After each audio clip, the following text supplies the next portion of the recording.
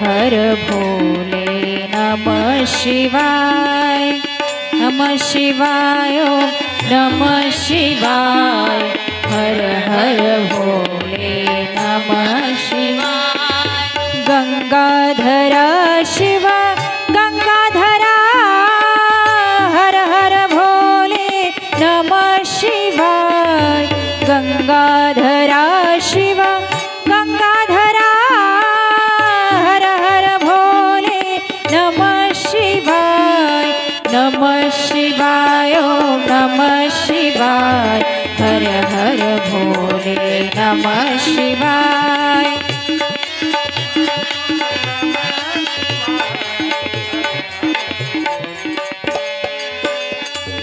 रामेश्वरा शिव रामेश्वरा हर हर भोले नमः शिवाय रामेश्वरा शिव रामेश्वरा हर हर भोले नमः शिवाय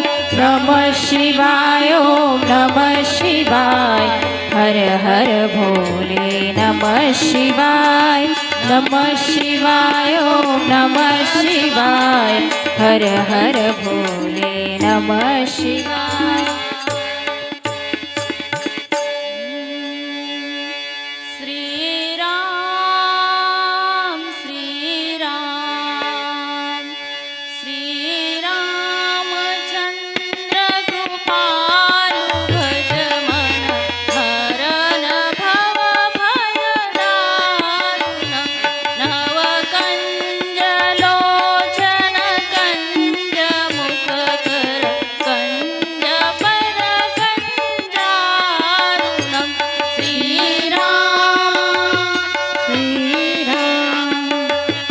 श्री रामचंद्र कृपालु भज मन हरन भव भय दारुणं श्री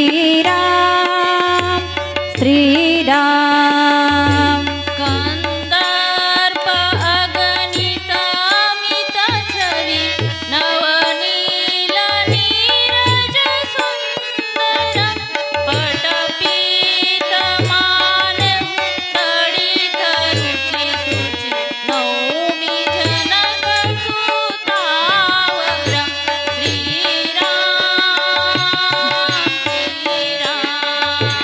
श्री रामचंद्र कृपालु भज मन हरन भव भय दारुणं श्री राम भजो दीनबन्धु दीनेश दानवदैत्योषनिकन्दनं रघुनन्दनानन्दकन्दकौशल चन्द्र दशरथनन्दनं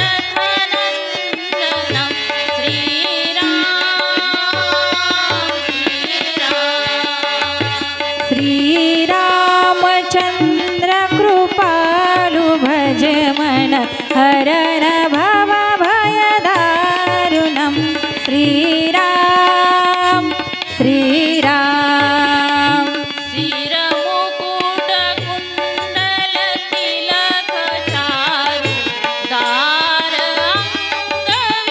अंगविभूषणं आजानुभुज चर चापधर संग्रामजित खरदूषणं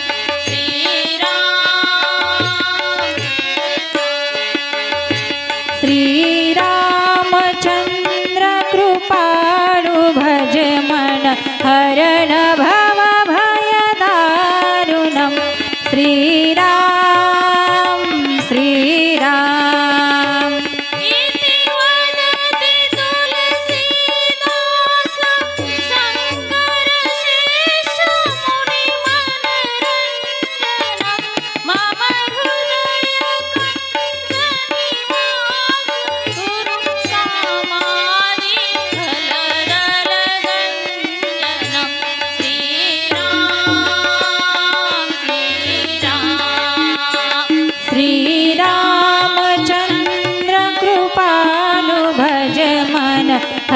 हरन भव भयदारुणं श्रीराम श्रीराम श्रीरामचन्द्र गोपाल भज मन हरन भव भयदारुणं नवकञ्ज लोचन कञ्ज मुखकर कञ्ज पद कञ्जारुणं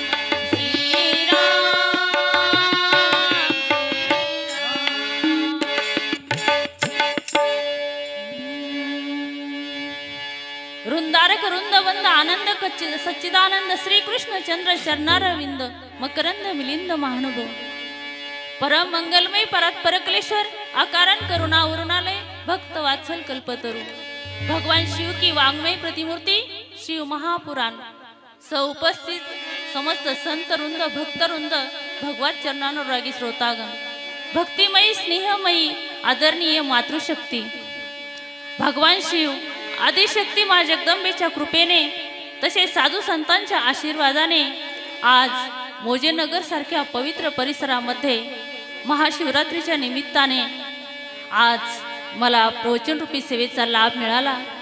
मी खरोखरच माझं अहोभाग्य समजते. श्री मल्हारेश्वर सेवा समिती ट्रस्टचे अध्यक्ष आणि उद्योजक माननीय श्री संतोष मोचे साहेबांना मी मनापासून धन्यवाद देते. तसेच माऊली मोजे साहेबांनाही धन्यवाद देते, कारण त्यांच्या अथक परिश्रम आणि सहयोगातून असा उत्कृष्ट असा कार्यक्रम आज हे मोजेनगरमध्ये संपन्न होत आहे. पुण्याचा उदय आणि अनेक जन्माच्या पुण्यानंच आपण ही शिवकथाचं आपण आयोजन करू शकतो. परहित सरीस धर्म नाही भाई, परहित बस जिनके मन माही, तिन्ह कहू कछु जग दुर्लभ नाही. आणि जितकं आपण भगवंताचं कार्य कराल तितकं भगवंत आपल्या जवळ राहतात. पहा, प्रति उपकार करू का तोरा, सन्मुख होईन सकात मन मोरा, सन्मुख होईन सकात मन मोरा. पहा, अध्यात्माची पहिली पायरी म्हणजे सत्संग आहे. अध्यात्माचं मूळ म्हणजे सत्संग आहे. आणि आपण सत्संगाला गेल्यानंतर भगवंताच्या कथा ऐकतो, कीर्तन ऐकतो. भगवंताच्या कथा कीर्तन ऐकल्यानंतर आपल्याला भगवंताविषयी ज्ञान प्राप्त होतं. आणि भगवंताविषयी ज्ञान प्राप्त झाल्यानंतर आपण भगवंताला जाणतो. आणि भगवंताला जाणल्यानंतर आपलं भगवंतावर प्रेम होतं. आणि भगवंताला अजून काय पाहिजे? भगवंताला फक्त तुमचं प्रेम हवंय. भगवंताला फक्त तुमचा भाव हवाय. भाव का भुकेला हूँ मैं, भाव एक सार है, भाव से जो मुझको भुजे उसी का ही बेड़ा पार है. भगवंताला तुमच्याकडून काही पाहिजे नाही. भगवंत आनंद ब्रह्मांडाचे मालक आहे. भगवंताला तुमचं प्रेम हवंय. नहीं साधन संपत्त्या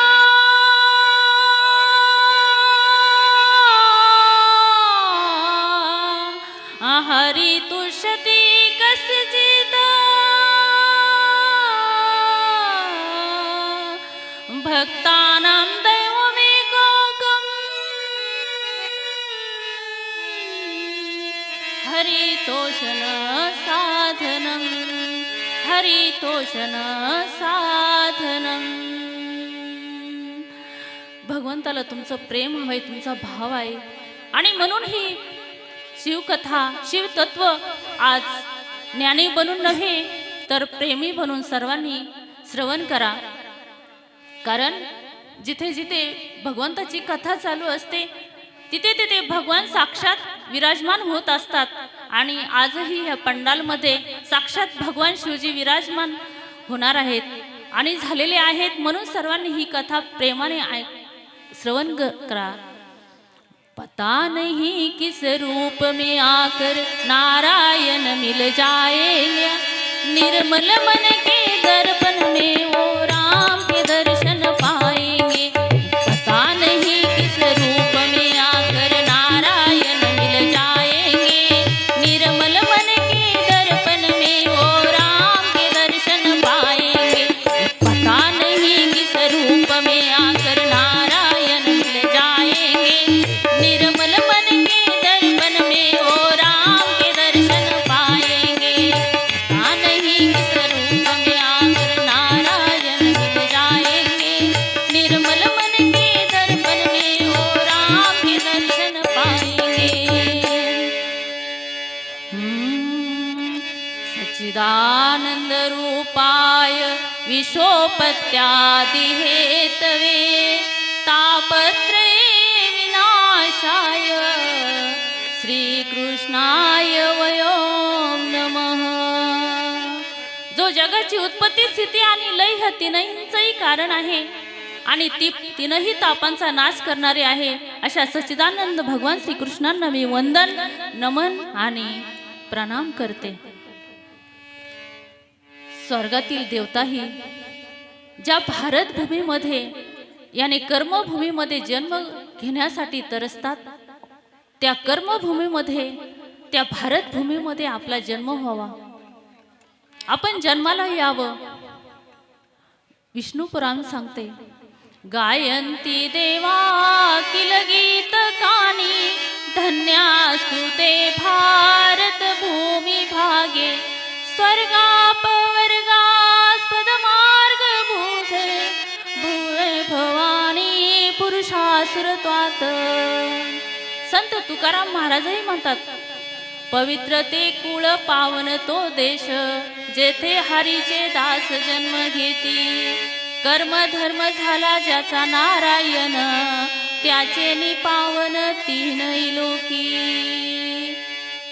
भारत कोई साधारण भूमि नहीं है, ये मेरे राम की जन्मभूमि है, ये मेरे कृष्ण की जन्मभूमि है, ये साधु संतों की जन्मभूमि है, ये ऋषि मुनियों की जन्मभूमि है, ये वंदन की धरती है, ये अभिनंदन की धरती है, ये अर्पण की भूमि है, ये तर्पण की भूमि है। इसकी नदी नदी हमारे लिए गंगा है और इसका कंकड़ कंकड़ हमारे लिए शंकर शंकर है। हे ज्ञान की गंगा ऋषियों की अमरवाणी, है नित्य नई पुरानी भारत की कहानी।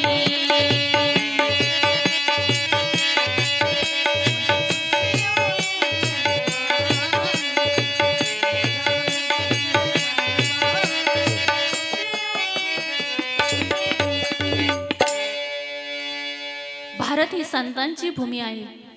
भारत भूमीचा मूळ आत्मा रामायण महाभारत गीता आणि भागवतामध्ये आहे। जीवन कसं जगावं आणि धर्मानं कसं वागावं हे आपल्याला रामायण आणि महाभारत शिकवते। त्यानंतर आपण जन्माला आल्यानंतर आपण काय कर्म करावं हे गीता शिकवते आणि आपला मृत्यू मंगलमय कसा करायचा हे आपल्याला श्रीमद भागवत शास्त्र शिकवते। भगवंताने मनुष्याला हा अनमोल उपहार दिलाय, तो म्हणजे हा मनुष्य देह, जो की अति दुर्लभ आहे। दुर्लभो मानुषो देहो,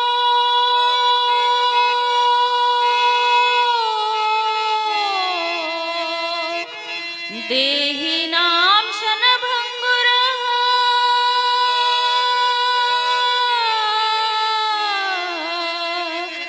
तत्रापि दुर्लभं मन्ये, वैकुंठ प्रिय दर्शनम, वैकुंठ प्रिय दर्शनम। रामचरित मानस मध्ये म्हटले आहे, हो बडे भाग मानुष तनु पावा,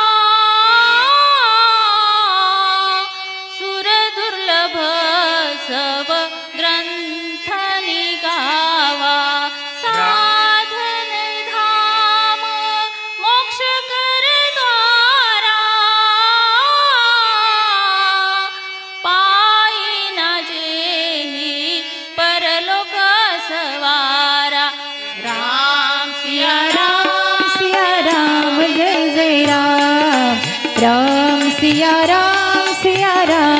जय जय राम राम सिया राम जय जय राम हो सोतनुधरी हरि भजन जनारा होई विषय रत मंद मंद तर राम राजगिरीच बदली दिली करते डारी परस्मरी देही राम सिया राम जय जय राम राम सिया राम जय जय राम राम सिया राम जय जय राम मग हा नर्तन मिळून सुद्धा पशुसारखं आचरण का करता? पशुत आणि आपल्यात काय अंतर आहे का सांगा? तेही मुलेबळ पैदा करतात, मुलांना लहानचे मोठे करतात आणि आपणही तेच करतो. हे संसारातील भोग तर हे नरकातले किडेही घेतात. करोडोच्या पलंगावर झोपणाऱ्याला जो आनंद मिळतो ना, तोच आनंद उकिरड्यात लोडणाऱ्या गाढवाला मिळतो. आपल्याला श्रीखंड खाण्यामध्ये जो आनंद मिळतो ना, तोच आनंद डुकराला विष्ठा खाण्यात मिळतो. मग मला सांगा, त्यांच्यात आणि आपल्यात काही अंतर आहे का? अरे भगवंताने आपल्याला तर मन दिलंय, चित्त दिलंय, वाणी दिली, सर्व काही दिले, वाचा दिली, सर्व काही दिलंय, परंतु त्यांना तर आपल्या अस्तित्वाचंही भान नाही. आणि म्हणून तुम्ही एकांतात बसून जरा विचार करा, की मी कोण आहे, मी कोण आहे आणि मी कुठून आलोय आणि मला कुठं जायचंय. ही पत्नी जर माझी आहे तर ती लग्नाच्या अगोदर कोण होती याचा विचार करा. मी जन्माच्या अगोदर कोण होतो आणि मृत्यूनंतर कुठे जाणार आहे याचा विचार करा. आणि याचा जर आपण विचार केला तर आपल्या अंतरात्म्यातून एकच आवाज येईल आणि तो म्हणजे उठ जाग मुसाफिर भोर भयो, उठ जाग मुसाफिर भोर भयो, अब रहने को कहा. जो सोवत है वो खोत है, जो सोवत है वो खोत है, जो जागत है वो पावत है. मोहरूपी रात्रीमध्ये आम्ही खूप झोपलोय, आता तरी जागे व्हा आणि हे मन भगवंताजवळ लावा, हे मन भगवंताजवळ लावा. क्षणभंगुर जीवन की कलिका कल प्रातः को जाने खिली ना खिली, मलया जल की सूची शीतल सुगंध समीर चली न चली, कलिकार कुठार लिए फिरता तन नम्र है, रटले हरि नाम अरे रसना, अंत समय में हिली न हिली, रटरे अरे नाम अरे रसना, अंत समय में हिली ना हिली. आणि म्हणून आपला उद्धार आपल्यालाच करायचा आहे.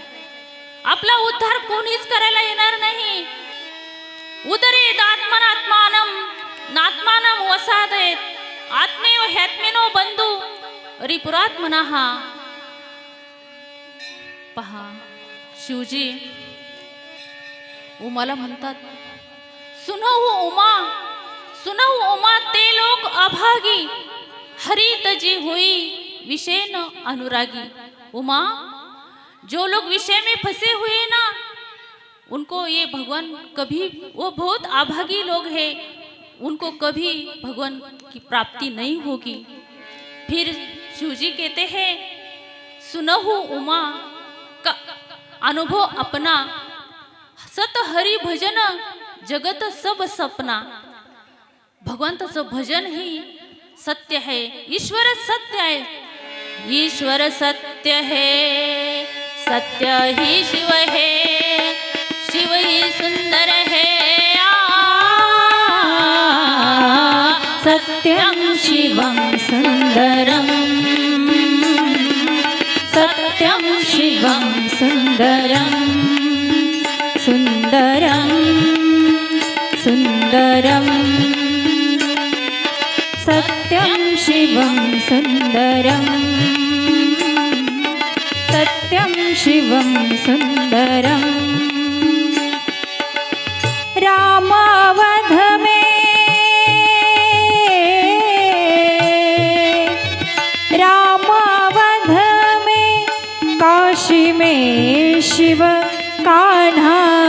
वृंदावन में। दया करो प्रभु देखो इनको, दया करो प्रभु देखो इनको, हर घर के आंगन में। राधा मोहन शरणं सत्यं शिवं सुंदरं, सत्यं शिवं सुंदरं, सत्यं शिवं सुंदरं।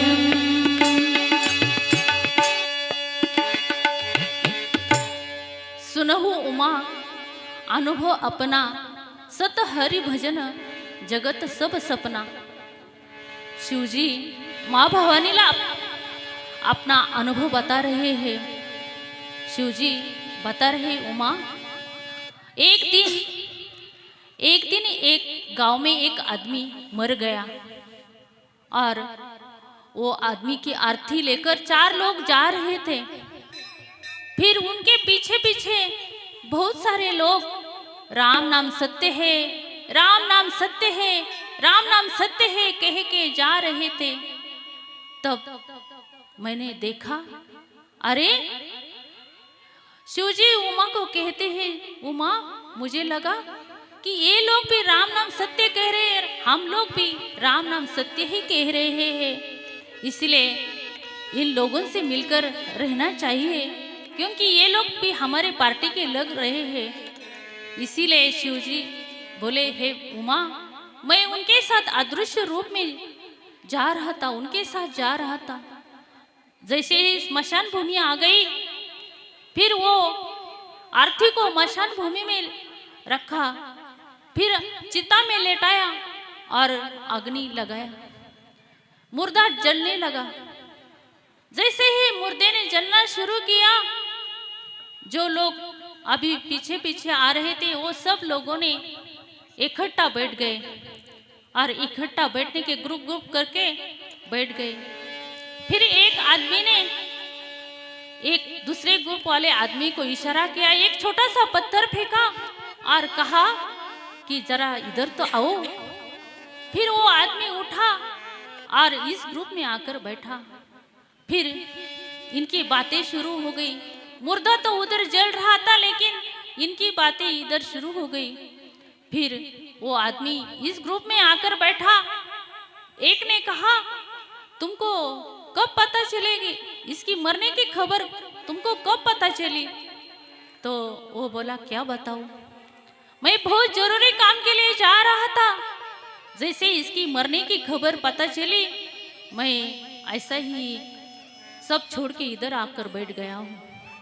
फिर दूसरे ने कहा, क्या बताऊं, मेरा मकान बन रहा है, उधर लोग कारागिर आकर बैठ गए हैं और मैं यहाँ आकर बैठा हूँ। फिर एक ने कहा, दुकान खोलनी थी, ग्राहक उधर खड़े हैं और मैं यहाँ आकर पड़ा हूँ। एक ने तो हद ही कर दी। एक ने कहा कि आज बिजली का बिल भरने जाना था, आज बिजली का बिल भरने जाना था और आज की आखिरी तारीख है, अगर वो बिजली का बिल भरा नहीं तो पेनल्टी लग जाएगी, फिर वो बिल एक्स्ट्रा बिल क्या ये देने आएगा। एक ने कहा, अरे इसको मरना ही था तो वो आज क्यों मरा, कल नहीं मर सकता था क्या? एक ही दिन की छुट्टी थी, ये भी उसने बर्बाद कर दी। देखो सामने मुर्दा जल रहा है और इधर ये लोगों ने मकान दुकान घर की बातें शुरू कर दी। शिवजी ने कहा, अरे ये अभी अभी राम नाम सत्य है, राम नाम सत्य है, राम नाम सत्य है कह रहे हैं और अभी तो मकान दुकान ऑफिस की बातें चल रही है। फिर शिवजी ने कहा कि इनसे अच्छा तो मुर्दा अच्छा है, कम से कम इस मुर्दे के बहाने मेरे राम नाम का प्रचार तो हुआ। शिवजी ने वो लोगों पास से उठे और वो मुर्दे के पास गए, लेकिन वहां जाकर देखा तो मुर्दा जलकर भस्म हुआ था। भगवान शिव ने वो मुर्दे की राख वो भस्म हाथ में लिया और पूरा शरीर में लगा दिया। कहानी का सार इतना ही है कि वो आज गया है, कल हमें भी जाना है। एक काल रूपी तक्षक हमारे सिर पर चक्रा लगा रहे हैं। कब काल आएगा और हमें पटक लेगा ये पता ही नहीं चलेगा। आएगा बुलावा तो जाना पड़ेगा, सिर वहां झुकाना ही पड़ेगा। नहीं चलेगा बहाना किसी का, ये 2 गज कफन का टुकड़ा भी तेरे साथ नहीं जाएगा। ये 2 गज कफन का टुकड़ा वो भी तेरे साथ नहीं जाएगा। आठवा त्या मृत्यूच्या वेदना किती भयंकर असतात। मृत्यूच्या वेळी लाळ पू रक्त याने आपले शरीर जर्जर होत असतं। जन्म मृत्यू जरा व्याधी दुःख दर्शनम, जन्म दुःख जरा दुःख जाया दुःख पुन्हा पुन्हा, अंतकालेच महादुःख जागृही जागृही। अंतकाळाच्या त्या वेदना आठवा, किती कष्ट होत असतात। 1 इंचू चावल्यावर आपल्याला किती कष्ट होतात, त्याचप्रमाणे हजारो विच्चू एक साथ आपल्याला डंक मारतात।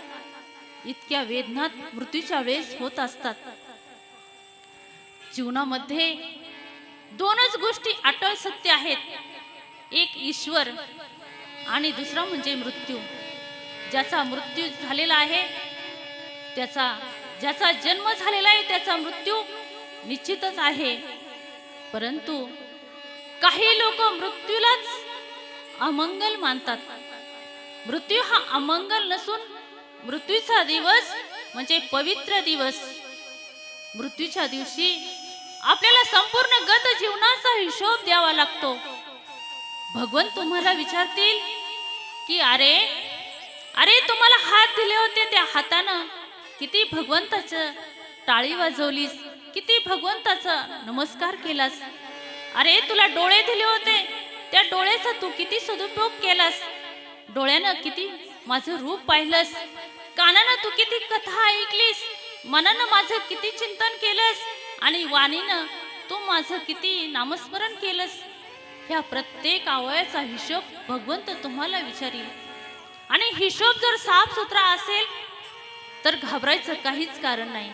परंतु हिशोबामध्ये जर गडबड झाली तर भगवंत मात्र तुम्हाला सोडणार नाही। आणि म्हणून आपला मृत्यू जर मंगलमय यावा